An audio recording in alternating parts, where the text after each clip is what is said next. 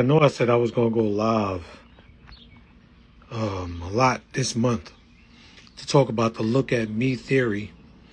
And I've actually went live, I think, twice talking about the look at me theory. So it's only been 2 times I went live talking about this theory. The look at me theory is one that I'm working on. I'm trying to do a lot of research on it. That's why I haven't went live to talk about it yet. I want to show y'all something.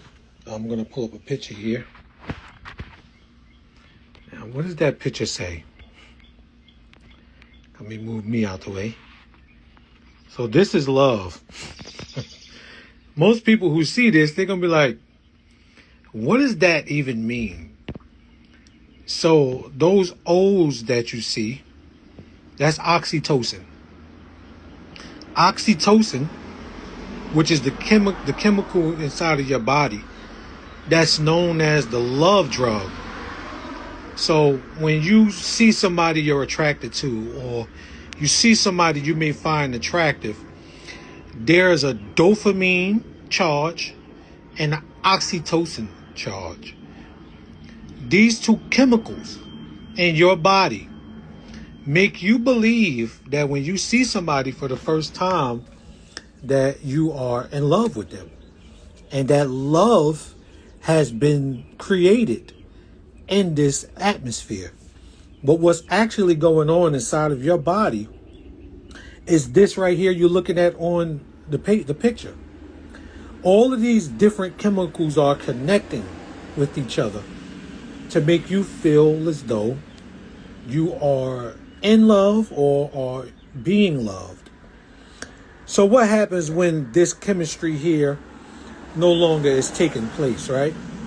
So when all of this starts to die down, it makes you believe that the love in your relationship has dissipated because there's no more chemistry. You know how we say there's no more chemistry in a relationship? You're actually talking about dopamine and oxytocin. There's no more oxytocin in the relationship. There's no more dopamine in a relationship. When I look at you, I no longer get that feeling. You know, butterflies, sweaty palms, flushed cheeks. You know, your hands are sweaty. All of these different things that are connected with either being in a relationship, love making, or anything else of that nature starts to make you think that you're no longer in love. So when you think about this, right, for a minute or 60 seconds, or you take a deeper dive into oxytocin and all of these other chemicals that connect for you to be in love or understand love, right, you start to understand that what you're naturally feeling is possibly more difficult to understand than love itself. So when this intoxication, right, it completely takes over you.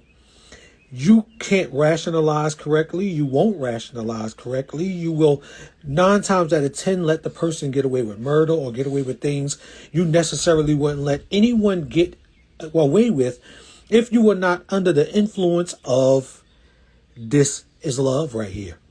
That's where the notion love is blind comes from, because you're under the intoxication of this love cocktail.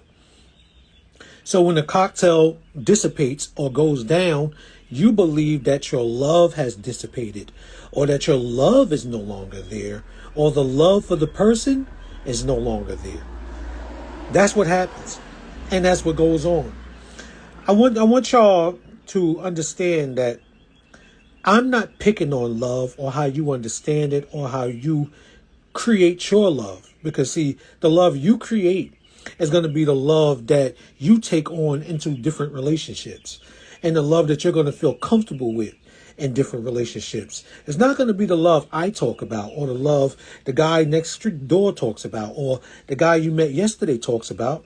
It's going to be the love that you have understood to be more comfortable for you.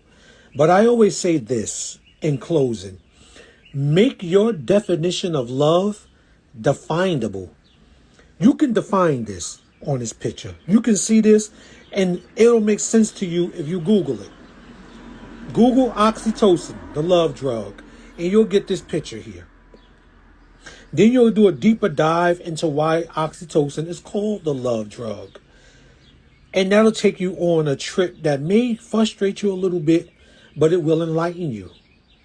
Then you will see that your definition of love may not connect with this definition. Ultimately understanding that love itself, right, is deeper than what you have defined or what you want someone to define or want someone to understand. Don't make your love definition so hard to define. Don't change your love definition. Don't tell somebody one day that my love is pink and blue, and then the next day is red, white, and blue. Your love matches the American flag now. Don't do that. That's confusing. Next thing you know, your love is black and white. What's going on with your love? Why is it changing so much? Why is it showing all of these different faces? Why is your love a chameleon? You understand what I'm saying? So don't make your love a chameleon. Make your love definable. This is my love. It's green with roses on it. That's understandable. Easy for people to understand and to get. And if they can't get that, then they can't get your love. And if they don't understand that, they'll never understand the way you love. And the way you love the way you do. Because they're trying to define your love to be what they want it to be, not what your love is. And you have to understand what your love is and not what you're trying to make it seem to be. Don't make your love confusing. Don't make your love frustrating for you. How is your love frustrating for you? It shouldn't be frustrating for you to decide and understand your own love. Your love should be definable for you to define, for you to understand, and others to do their due diligence to understand. I hope this was understanding. I will catch you guys in the next one. Peace out.